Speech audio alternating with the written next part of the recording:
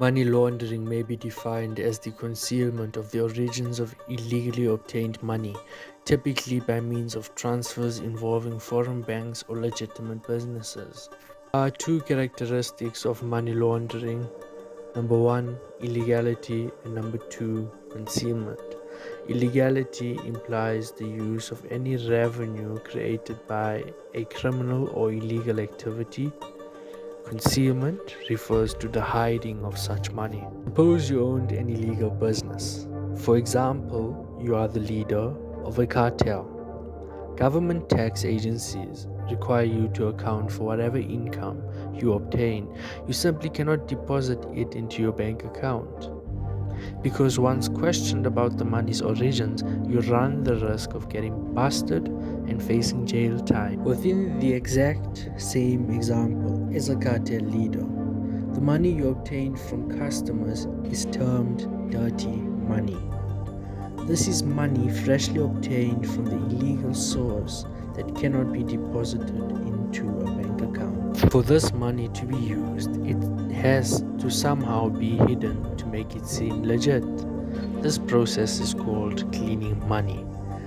Dirty money can theoretically be seen to have a value of zero and can only obtain value once it has been cleaned. I will explain the methods of cleaning later. Each process of money laundering has what is called aggregate transaction costs. These costs are broken down into two spheres: technical costs, which relate to the use of specialized technology required to launder money, and the second type of costs arises from anti-money laundering regulations. Generally speaking, there are five things that may influence the attractiveness of a country when it comes to money laundering. Number one, the country's tolerance towards money laundering. Number two, corruption and conflict. Number three, GNP per capita. Number four, geographic distance, culture and linguistics. And number five, trading partner of a country. Tolerance. Countries with a greater tolerance to money laundering attract more money launderers. Corruption and conflict.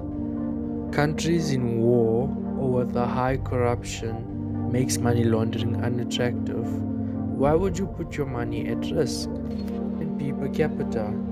Countries with a higher GNP per capita are more attractive as the money would be obscured by the large amounts of transactions. Money laundering starts with a process called the placement and it ends with a process called integration. The placement process occurs when dirty money is introduced into the financial system. There are various ways in which this money is introduced. I shall mention them later. The process of integration involves reintroducing the money laundered back into the financial system as legitimate money. Generally, the way that money is laundered can be separated into four spheres. The first three spheres refers to money laundered through the financial sector, real sector, and manipulation of foreign trade prices. The last sphere encompasses all other methods used to launder money. The money launderer can put the money in a bank account in small deposits that fall under the reporting standards. This is known as smurfing. The money can then be transferred to a bank overseas. This is known as layering.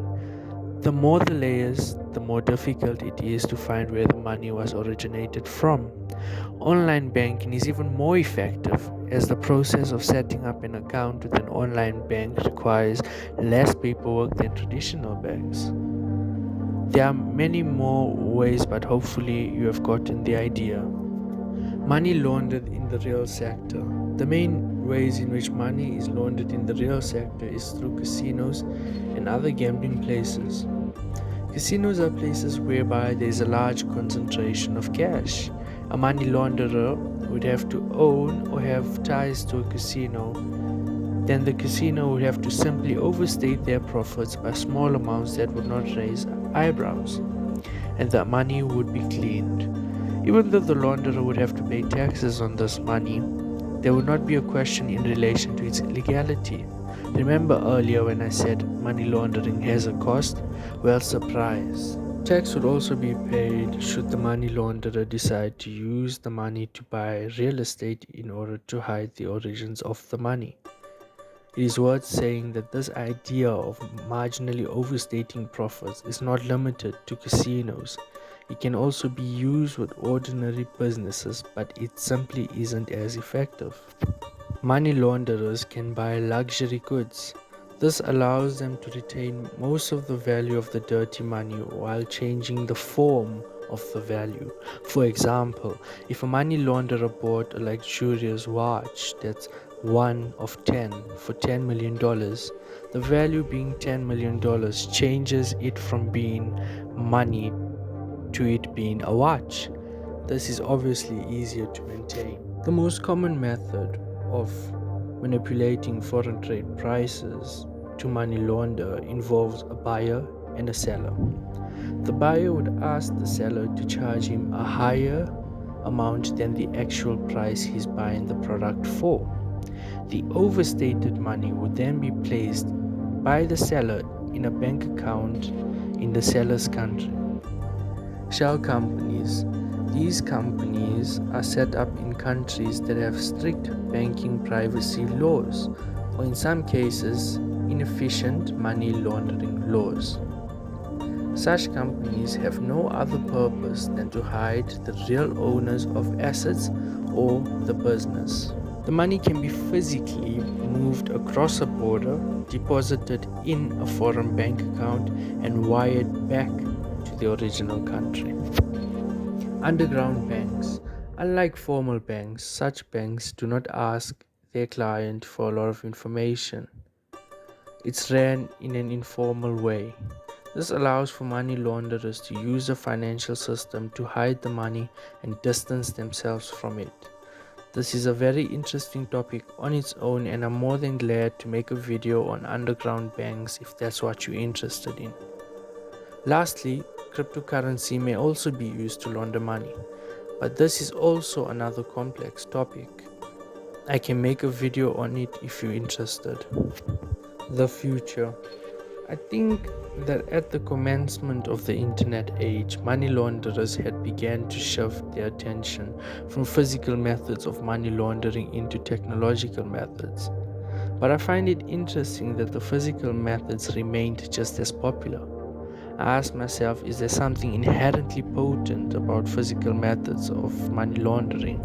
And this has given me. But now, as technology progresses and AI becomes more sophisticated, I think that money launderers would have to go back to physical methods of laundering. Or even more crazier, they would have to innovate new ways of money laundering. But what if there are such sophisticated methods, but due to their sophistication, the money launderers have not been caught? Lastly, as money launderers go back to physical methods, the physical anti-money laundering systems will become more efficient. The cat and mouse game between money launderers and the authorities would continue. How exhilarating, how magnificent. Thank you for watching.